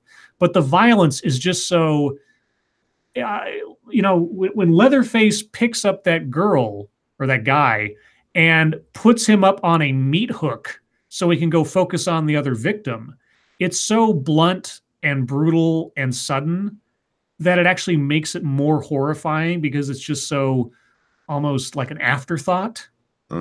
It's not the focus of the scene. It's just the bad guy doing something horrific that is completely normal to him, but would just be like terrifying to the rest of us. That kind of stuff is what really scares me more than a whole bunch of blood effects and things. But I wanted to pitch this idea. This is an idea I've had for a very, very, very, very long time. And if it's already out there, if somebody listening knows of a movie that's already done this, okay, there is one movie that kind of did this, but not in the way that I'm thinking of it. I talked before, I hate the happy ending movies. I hate the movies where it's like they beat the thing in the haunted house and the haunted house collapses in on itself and then disappears, kind of like Poltergeist kind of deal. And then they run away and everything's happy. So how do most horror movies go? You know, you got like 6 teenagers, they go into a haunted house, they get terrorized for an entire night. 4 or 5 of them end up getting murdered, and then 1 or 2 of them escape, right? Okay. I always wanted the movie to start there. Like the 2 people get away, and then they have to explain to the authorities why their friends are dead. And they have to explain how it was a ghost. And the whole movie is them trying to deal with we don't even know what happened except for the fact that everybody's dead and that we know it was like a horror movie scenario. But then they actually have to go back to the real world where the fantastic element's gone now. and the story of trying to deal with the aftermath of what would actually happen if you had something like that happen. I always thought that'd be an interesting story. It might make for more of a short movie than a short story than a full movie. But if like all your friends are now hanging in pieces from this old decrepit house, and you exorcise the ghost from this plane of existence, but then what do you tell those kids' parents? What do you tell the cops when you have to run away? Yeah, no, we beat the ghost. And they kind of did that in a flashback sense, sort of in the Blair Witch Project sequel, Book of Shadows, which was awful. They kind of did that because they started the framing device for that was that everybody was having to be interviewed by the police in the aftermath of the events that you then saw in flashback. But I always thought it'd be interesting to just have a movie that just starts with the people escaping the haunted house as it implodes or something, and then real life having come crashing back down on them. Yeah, that would be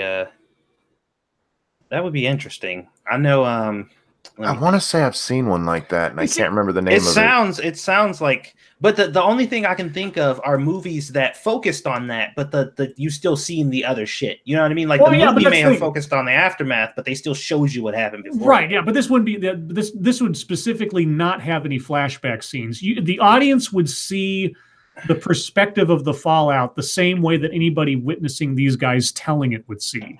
So all they've got is either their recitation of events. Maybe they've got like, you know, they've got some wounds on them or some items they got from the haunted house that they recovered with them that kind of back up their story. And there's this whole sort of, maybe it's kind of a mystery movie. Did these two people just slaughter 6 people, or were they actually the victims of something something like that? But that there's no flashbacks. There's no, maybe not until maybe the third act is there any definitive proof one way or the other. But that's the story, and that's how it starts. So like, and then if you have a prequel, then you could easily have a prequel, which is all the events that happen right up to the end, and have that come out like 2 years after the fact. Thank you, Waikikamukow. What do you call someone who puts poison in a person's cornflakes? A serial killer. Har. And Nighthawk, thank you. I thought the movie Darkness Falls was a very good and underrated one. I saw that years ago. I remember that movie, but I don't remember it being bad, but I also don't remember it in any way that made it significant to me. So maybe it just didn't have an effect on me. I don't know. Was that the one with the lighthouse? Is there a lighthouse involved in that movie? Am I just? Maybe I think can't remember. I think I've seen it, but yeah. Well, I can tell you what movies I hate. The type of horror movies I can't fucking stand. Yeah. I hate a horror movie that literally exists because the people created the scenario.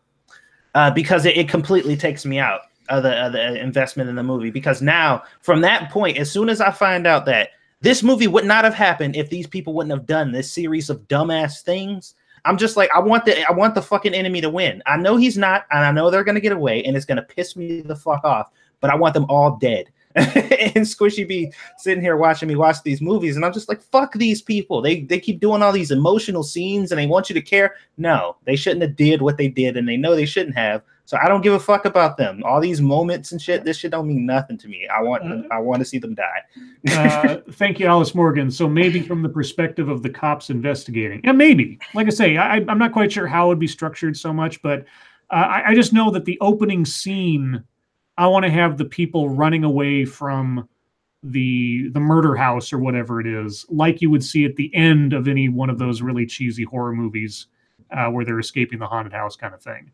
Without any context or us seeing like exactly what they're running from or anything. But it might like you know the crane shot of it rising up as they're running away off into the distance, and you know whatever. I don't necessarily. I mean, there are some movies where it's like, okay, obviously there's somebody that you don't care gets killed because they're dumb kind of thing. It all depends on what they were doing. Like, oh, we're going to go to this house, we're going to do the satanic ritual, and all of a sudden, oh my God, somebody got possessed. Yeah, it's a little hard to empathize with somebody like that. I like the ones where it's a complete accident, like a really, really good movie. If anybody's ever seen this, it's great. It's called The Descent. I believe it's an Australian production, but I think all the story's set in America. This group of girls, or women, I guess, They go off on sort of a bonding adventure to do some cave diving or cave spelunking. And by no fault of their own, I mean, two things happen. First, they get trapped, and then, well, I won't tell the rest because I don't want to ruin it, but it is their fault that they got in the situation they're in, but it becomes ridiculously worse beyond their knowledge or control. And then you've got all the and the really cool thing is in with all this other stuff happening, there's an interpersonal drama taking place between a few of the characters that changes the entire dynamic of the situation later on in the movie. Yeah, Like I just saw that recently. I know what you're talking about. Yeah, I don't want to give too much away about it in case anybody hasn't seen it, but if you haven't seen The Descent, it is one of those like lightning in a bottle movies where like everything really clicked and the whole thing worked out really well. The sequel, you can skip it. You don't need it. The first one, though, is great. Thank you, Red Chaos Tree. Scribe, have you ever thought of talking with Mahler about movies? I'm sure you can have a good discussion. Am I bad for not off the top of my head knowing who Mahler is? I don't know who anyone is, so. Monkey, do you know who Mahler is? No clue. Okay, sorry, Red Chaos Tree. I don't know who Mahler is. You're gonna have to educate me because I don't know. But that being said, it is now the bottom of the hour, so it's chat time. Guys, if you have any comments, questions, conspiracy theories, complaints, if you have suggestions for what makes a good horror movie, or what you would like to see in a horror movie more these days, just put in the chat now. If you've got questions for us directly, please put plenty of question marks afterwards so we know it's for us. And let's see. Papa Fuzz says, I thought The Descent was a British movie. I thought it was an Australian production. Again, I could be mistaken, but that was just what came to mind. Terry Diamante, Scribe Light, did they say lithium? They think putting a Nirvana song in the water will make people less suicidal? Ha. Ha, ha, ha, ha. Yeah. Richard Morosa, Scribe Light, Renting Monkey, your thoughts on Rocky Horror Picture Show? Oh, we've had that question before. Overrated, but okay. I enjoyed it the time I saw it. I could understand, like, from some of the friends that I have, why it's a cult classic and why people would go and just sort of goof off at a showing of it and dress up and everything. If that's your thing, great. I found it entertaining the couple times I said it. The songs are obviously catchy as hell. So, but I'm not like a cult follower of it or anything. Let's see. Jack Gunsky, Scribe, have you seen the horror movie Audition? Yes. And I don't want to say anything more about it because anybody who hasn't, just the fact that you call it a horror movie already kind of gives something away. But if you just saw it blank, would be even better. Let's see. Renovatio Juris. Scribe Light, the Descent movie's twin is The Cave from 2005. I saw The Cave, and The Cave was bad. The Cave was a bad attempt at trying to remake The Descent or something, and it was bad. Let's see. Pyrus Creed, is Monkey's real greatest fear stairs? No, it's bats, I think. I think stairs scare more scared a monkey than stairs don't scare me. Jenna P says Skipping October would be a great movie. Skipping October. Is that the name of a movie or is that a suggestion for a movie? Skipping October. Tail Future says Attack of the Killer Goat Thrapple. We need more horror movies set in Scotland. There's in Vampire the Masquerade lore, there is a tiny little clan of vampires who are based out of Scotland called the Dunsern, and they are cannibals. They were cannibals before the vampirism was introduced into their line, and I always thought that would make a great horror movie, like Cannibal Scots. And they're also fight. This is the weird thing. They were rich because their elders were like brilliant financiers, but they were also practicing cannibals. I thought they'd be like rich cannibals. I thought that'd make a good movie. Let's see what else. Ranting Monkey. No, chat jumped on me. Sorry, guys. Scribe, what is okay? Tyler says, Scribe, what is your plan when you start 76? I want to build a crafter engineer guy. There's not much known yet about the bonuses you get, except there's a couple of cards for things like contractor that helps you build better guns or have to use less materials when upgrading things. So I want to be the guy that builds the weapons for the group and updates the armor and all that fun stuff. Because I kind of like that kind of deal. So if Satsu's like the healer support guy and Monkey's the bullet sponge, and I make all the gear, then I think that'd be a good layout. Genevieve says, I want you guys to come up with my superhero name. I think chat is better at that than I am. I'll think about that one. Let's see. Renovation Juror says Scotland is a horror movie. And then Tail Feature says every day in Scotland is a horror movie. For God's sakes, guys. That's not what I'm talking about. Got to be, it's got to be like Cannibal Scots. Let's see. Stargazer Net says, watch Ranting Monkey and Satsu 2 Cents play The Forest. With 2 R's. It's not Forrest Whitaker, I don't think. After this stream on 2 Cents Plus, and the link is in the chat, guys. So scroll up a little bit to see Stargazer Nuts. Did I tell you guys about that movie I saw with the when that dude got ate by a bear? What? You mean The Revenant? Was it The Revenant? What was it or was it Grizzly Man? Squishy said it was called Backwoods. Oh no, I don't know that one. It has. The Monkey wouldn't like it because it has one of the most horrible, gory, long drawn out death scenes I think I've ever seen in a movie ever. Because when the dude gets killed by the bear, his girlfriend is in the tent and she is watching this take place because she's trying to stay quiet so the bear doesn't see her. And it is from the moment the bear catches him until he breathes his last breath. You hear the whole thing, and they show you like bits and pieces of this. And this dude is fighting for his life, and it is so long and uncomfortable. I was just like, "Oh my god, I cannot believe that just happened." And the chat jumped on me. Tail Future says, "Is Dark Water the Japanese movie where the water chases a woman throughout?" I believe so, and I think wasn't there an American remake of that with Jennifer Connelly or something? I thought so, or maybe I'm misremembering the title. Opinionated Gulf City Scotsman. Have you seen the guy that followed you on your way to work again, Scribe Light? No, I haven't. My coworker a few days later said he saw him. And I haven't seen him since. I've heard stories of him since. I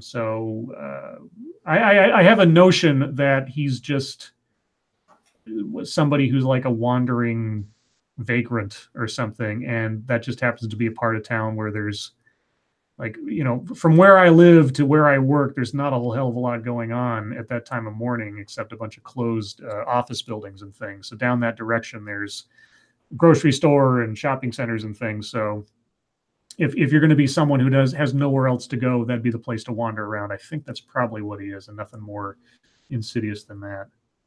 RJ Bansma says, what do you get if your doctor calls you in the wee hours of the morning a very crazy Dr. Pepper? What? I don't even get that. Renovation Jurist, opinions on Dead Snow, the Nazi comedy horror. I thought it was funny. I saw it years ago now. But, comedy horror, yeah. Let's see. Jean-Pierre says, have you seen The Edge starring Anthony Hopkins and Alec Baldwin? Yes, years and years and years ago. It was all right. It's an okay survival movie, kind of, sort of. Although Anthony Hopkins and Alec Baldwin together were kind of an odd combination, but it worked okay.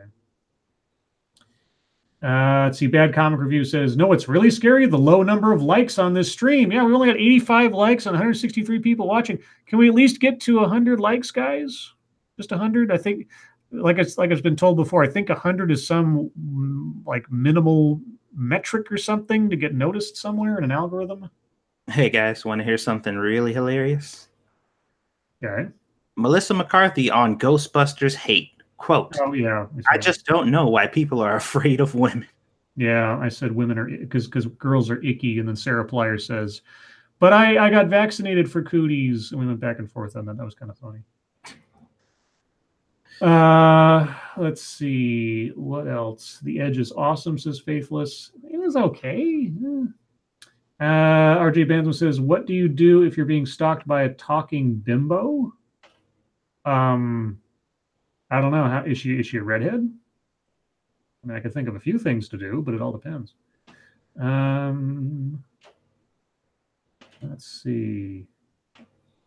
Ghostbusters remake was an okay movie, says Raymond Lewis. Well, you're a minority because most people found it either boring or were neutral or didn't like it at all. So, let's see. Cynical Lindsay says, "Have you seen Bob Clark's earlier horror movies like Children Shouldn't Play with Dead Things, Death Dream, and/or Black Christmas?" Are you talking about like the Black Christmas they did a few years ago? I haven't heard the other ones. I remember a movie called Beware Children at Play, where they were like kids killing people, and then the people killed the kids. That was weird.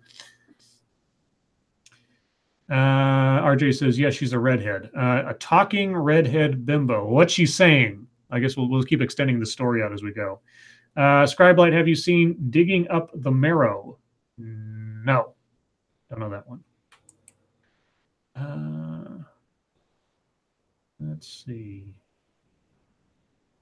Jack Gunsky says, ever seen the movie Southern Comfort? The porn? Yes.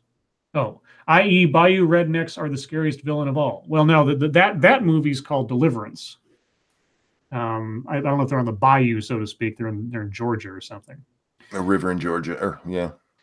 Jenna P, I came up with your superhero name. Rubbermaid, because you always bounce back. All right. No, nothing. Okay. Well, it was first thought. Let's see. Ranting Monkey. Why did Picard bury Kirk in the Nexus instead of send his body back to Earth? Well, no one he knew back then, or when he was alive, Was still alive. Nobody would have cared. Though, by all rights, he should have had like an official super duper like state funeral for the guy. Oh, he already did. I mean, yeah, we didn't see it, but everybody just assumed he died on the Enterprise B. Yeah. Also bad writing. Also, you can't launch a missile from a planet and it hits the sun like 20 seconds later. But like I said, bad writing. Let's see. Cynical Lindsay says Black Christmas was originally made in 19... Oh, I know the recent one was a remake. Yeah, starring Margot Kidder. It's about a crazy guy staying in the attic. Yeah.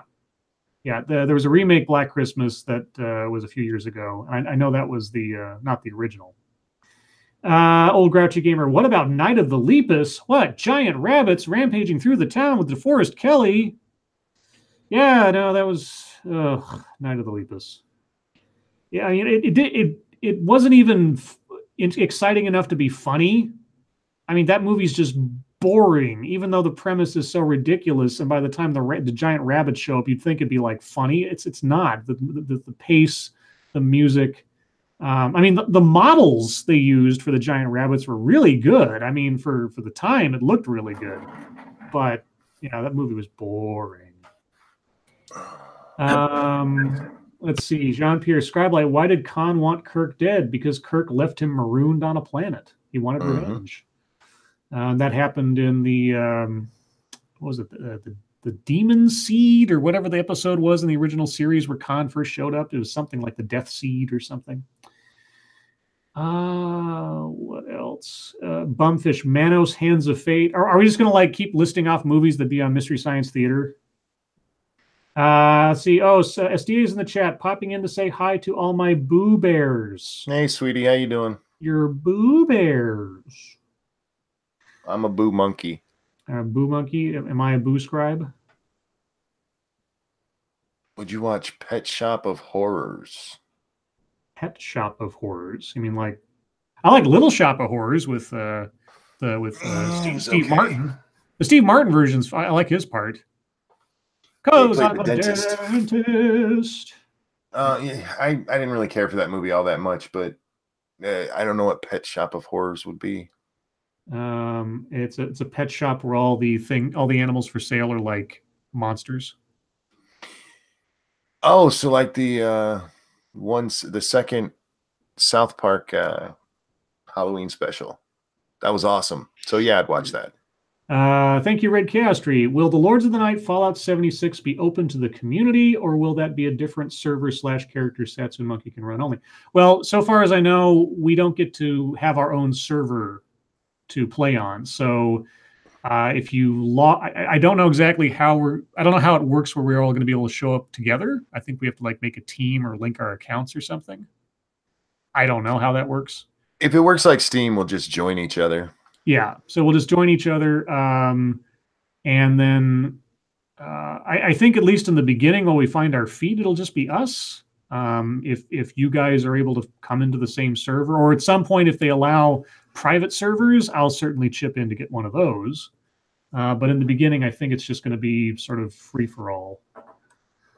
I'm back. Let's see. Peter Hades says, I found Creepshow on YouTube the other day, the full movie. Yeah, well, don't want to encourage that. That's bad. And you should be ashamed of saying that that's a thing that exists. And besides Creepshow 2, I like Creepshow 2 better overall. I thought Creepshow 1 was a little bit, I mean, it's memorable. There's a lot of good skits in there and stuff, but it's a little bit too cartoony for me. And I know it's based on a comic book, but it's hard for me to take Ted Danson seriously. So, Harvest Marvel says, Scribe like best 80s TV show, period. I don't, Quantum Leap? 80s TV show? I don't know. That's hard. Yeah, Quantum Leap, maybe, except that went into the 90s. Excuse me. I think. Knight Rider. Knight Rider. Knight Rider was the bomb. Hill Street Blues was pretty good. I liked Hill Street Blues. Hunter.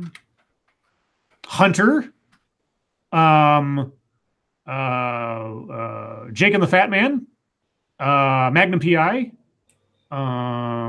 Airwolf. My Secret Identity. No. Small Wonder? No. Anyway. Let's see. Genevieve says, my cousins call me Legs of Steel, but I want a different superhero name. Oh, so Rubbermaid wasn't enough for you? Okay, well, fine. Let's see. What else? Let's see. The Magic says, without private servers, will 76 devolve like Rust? I don't know. I would be surprised if private servers weren't a thing in relatively short order. Given it's Bethesda, not some like even 7 Days to Die is private servers, right? 7 Days to Die is only private servers, actually. Yeah. So if a an indie game has private servers, 76 will have private servers eventually. Manimal says Cynical Lindsay. Yeah, we're just going to list off like defunct 80 shows now. A-Team says Daniel Fullman. Yeah. Actually, A-Team, the later seasons, there was this one episode where like Murdoch gets shot while he's working as a waiter in a restaurant. And the entire episode is him being held hostage with a whole bunch of other people and trying to get word out to his friends to come save him. And it's like one of the most dramatic, well-acted episodes and most serious episodes of the entire show. I always liked that one. Let's see. Genevieve says, Scribe, read post up to understand. Oh, did I miss something? I probably missed something. His chat jumps. It always does that. No scribbles, but actually bouncing off cars is something I have done out of the windshield over 4 or 5 others. Don't do that. Well, that's what I meant, but like in a general term. Sabian 187, The Equalizer was a great 80s show. The opening musical sequence, the opening sequence, The Equalizer still creeps me out. Equalizer was okay. Equalizer was all right. It's the first time, I think, or the earliest time that I ever saw Kevin Spacey. Because I saw almost all those episodes when I was a kid, and then I rewatched them Not all of them, but I caught one at one point, and Kevin Spacey was in an episode of The Equalizer playing some kind of thug, and I thought, oh my God, he looks like a baby. So I'm wondering if that was one of his earliest roles. Bumfish says private servers are common on things like PUBG. With a game like PUBG, it's a lot easier to do because it's just a single match at any time. Yeah. I will be surprised if private servers come to 76. I really will. I think there will be there'll be a user demand eventually, if not immediately for such things. So we'll see. We'll see, guys. Let's see. Harvest Marvel says, Scribe, that reminds me of a show where the guy builds a computer program that becomes real and they fight bad guys together in a little ball of light called Glitch. Are you talking about Automan? I think you're talking about Automan. Maybe. Or something like that. Let's see. Bumfist says, I was surprised to find I enjoyed the new Equalizer, Denzel Washington. I haven't seen the second movie. The first movie's okay, but after you've seen Denzel in Man on Fire, it's really hard not to just see that character as being that character. You saw Man on Fire, didn't you, Monkey? Man on Fire was fucking amazing. Yeah, it's like it's basically it's kind of like The Punisher and Max Payne 3 put together. It's great. And it's Denzel at his most like just brutal. It's awesome. But yeah, the Equalizer was a little bit more subdued. It was subdued Man on Fire. So I don't know. I don't know if it needed a different actor or something, or if he'd sort of like typecast himself in that kind of role. I haven't seen the second one yet, so I don't know if that's any good. Let's see. 9 minutes, guys. RJ says, Monkey, are you going to show Grand Monkey my series Thomas the Tank Engine's NWR Adventures? NWR. I don't know what NWR Probably not. Me and her don't watch Thomas the Tank Engine. Jean-Pierre says, Scribe, thoughts on The Incredible Hulk starring Lou Ferrigno, Bill Bixby? Best Incredible Hulk stories ever, in general terms. Duck Dog says, Scribe, Scott Glenn was the original and best John Creasy. Oh, was that character in a movie previously? I didn't know that. Who? I like Scott Glenn. John Creasy was the character Denzel played in Man on Fire.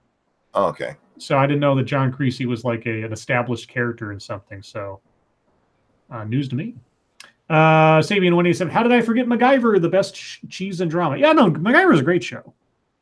When it finally found its feet after the first few episodes and it got into like, because the first couple episodes of MacGyver, he's like, I think he was willing to use guns and do violence and stuff. And then they kind of moved away from that after 4 or 5 episodes. And then he became sort of like the pacifist problem solver. And some of those early episodes, if you can find the uncut ones, he really does explain how to build explosives and shit until some kid blew up his garage and they had to change everything. So they left out like one ingredient of his process or whatever. I think it was Ryan up there said that Bethesda said private servers will be coming. Yay. Yeah, they said maybe by November 2019. Oh. And I've played enough games and seen what will be in the game to know that just because they said it doesn't mean it will. I will still be surprised if it happens. We'll see. Let's see. Hypnagogic Monk says, Scribe, the best we could expect a rocket to hit the sun would be about 9 minutes, but that would be close to C. Yeah. That was of all the things in Generations that I didn't particularly like, the one that always ticked me off the most was the rocket that leaves the planet and somehow travels all the way to the sun by being a rocket. It wasn't like if it had a warp engine attached to it or something, or like a mini warp drive, then maybe, but it wasn't. It was just a rocket. So it's like, no, it's going to take like hours, if not days or weeks or something to get there. But no, it happens in just a few seconds. So maybe it hit a wormhole on its way. Yeah, but not only that, but the rocket gets there immediately, but then the effect the rocket has on everything else travels out immediately as well. There's no delay of like 8 minutes or 10 minutes or something. So Genevieve says, when you guys ask each other questions or are speaking with just you three, how do you feel about us answering the questions? Well, that's what we kind of do here. I don't know. I Do you mean, mean like as you're listening to us talk on the show, if you guys throw in your answers to what we're talking about, we enjoy that. I do. Did that already? yeah. I mean, admittedly, we don't pay as much attention to the chat while we're reading articles and stuff for things otherwise. But yeah, I mean, if something catches my eye, I'll say something off to the side, of course. Let's see. Cynical Lindsay says Alf is the best TV show of the '80s. Fight me. Well, you're objectively wrong. Yeah, you're wrong, but I won't fight you because I'm a lover, not a fighter. John Pierce says Porkies or meatballs? Meatballs. Meatballs by a country mile. Because not Meatballs 2, because that was stupid. No, just Meatballs. The first one, Bill Murray, perfect the way it was. Especially the part where he's being interviewed and he's like, and later on in the summer we give kids each $5,000 and we send them off into Europe to go find the greatest prostitutes or whatever. It's just like, or whatever it was, is hilarious. Meatballs I actually have that on DVD. I found it in a bargain bin somewhere. I'm like, I have to. Yeah. Oh, it was Sex Education Week or something in camp. That's what it was. It was like, yeah, we send the kids off into find the local brothels or whatever. Now, if you're talking Porky's 2 versus Meatballs 2, Porky's 2 wins hand down. Oh yeah. Yeah, Meatballs 2 is a complete waste. Do you see Stargazer's message there? Watch Renting Monkey and Satsu. Yeah, I did that before. Play the force and she stuck her tongue out at you because she spelled it right this time. Right. Let's see, Duck Dog. Thank you, Nuts. Duck Dog says Six String Samurai. Six String Samurai is great. Six String Samurai basically inspired a lot of Fallout New Vegas. Because the guy, the hero with the samurai sword, Buddy, is heading off to Lost Vegas after it's a post-nuclear apocalypse to go try to become the new king of rock and roll or whatever. It's a great movie, a great little movie.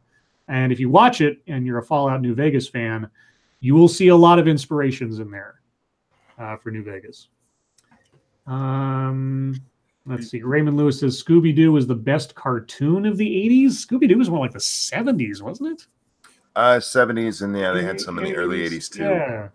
No, Chip and Dale Rescue Rangers was the best. No, Batman animated series. No, sorry. Oh wrong. no, that was that wasn't the 80s. I guess that was the early 90s. You'd still be wrong. Chip and Dale. Scooby-Doo, 13 Ghosts of Scooby-Doo with Vincent Price was the best Scooby-Doo series. I'm not saying it's the best cartoon. Best Scooby-Doo series was Vincent Price. The only problem with that series was Scrappy was in it. Fuck that thing. Fuck Scrappy. Fuck Scrappy. Scooby-Doo on Zombie Island, best Scooby-Doo. We're at 98 likes, guys. Can 2 more people hit the like button? That'd be nice. Scribe, you have seen what I was like in my coma. Come on, better name, please. What about coma? Or Soma? Soma's like sleep or something. Soma, or is that the name? Is that the name of a video game or something? Soma. I don't know. There's a video game named Soma, and there's a song that I like called Soma. Vortex says DuckTales. DuckTales is great. Actually, yeah, DuckTales is really good. DuckTales was awesome, and the DuckTales movie is one of my favorites. Let's see. WK or Week Neely, I don't know. Gargoyles for the 90s, Jace and the Wheeled Warriors for the 80s. Oh my God, I haven't heard that in forever. Yeah, no shit. Out of Silverhawks. Thank you, Earl Walton. The worms crawl in, the worms crawl out, the worms play pinochle on my snout. Okay, that's gross. Was that a poem from that Scary Stories to? I've heard that before. Yeah, I've heard that. I think that was a thing when I was a kid. Zioko, Brave Star is the best 80s cartoon. Yeah, the robotic Western. What about Cops? COPS or whatever with the cyborg police officers. Cartoons made specifically to sell a line of toys.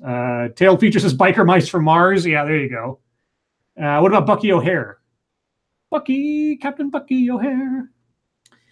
Let's see. Jennifer says, you're fired saying you saw me in the coma, and today I'm a mom, wife, happy person, in a ton of pain. Go, Scribe. What? I don't know. I don't know I'll think about it. It's hard for me to think of superhero names when I'm reading off other people's questions. Bad Comment Review says, Danger Mouse. Count Duckula. Count Duckula was good. And yeah, Brave Star was awesome, but it didn't have shit on Transformers or He-Man. Well, Transformers and He-Man are sentimental favorites, and like the best cartoon of the 80s. Yeah, DuckTales is probably up there just for quality of animation and storytelling and everything else. So either way, guys, by the time I finish this sentence, we're probably gonna be at the top of the hour. So everyone, thank you so much for joining us tonight, as you always do. You are the best audience any show could ask for, and certainly on YouTube in general, no matter what they do because of Article 13 and otherwise.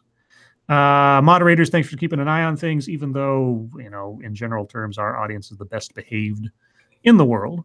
Everyone who donated, thank you so much for your generosity. I really do appreciate it. It'll all go towards more Dr. Pepper and Jack Daniels, of which I partook a couple of earlier today. Let's see. Remember, guys, over on 2 Cents Plus, shortly after this is over with, you can watch Monkey and Satsu run around and presumably finish up The Forest. So you'll want to be there for that and see the conclusion of that odyssey. Remember, tomorrow night, per usual, will be on Monkey's channel, and I hear we're going to have a guest wherein I will be arguing with them about Dawn of Justice, amongst other things. So look forward to that as well. Anything else I'm forgetting before we go? Come check us out. We're going to play The Forest. He said that. Not that I can think of. Yeah, I went to great lengths to say that, Satsu. You should have said it the Satsu approved way. And on that note, guys, thank you again, Monkey, Satsu. Thank you for joining me as always. Mm-hmm. Everyone, Satsu makes me sad. We will see you tomorrow. Mission accomplished. Bye, guys.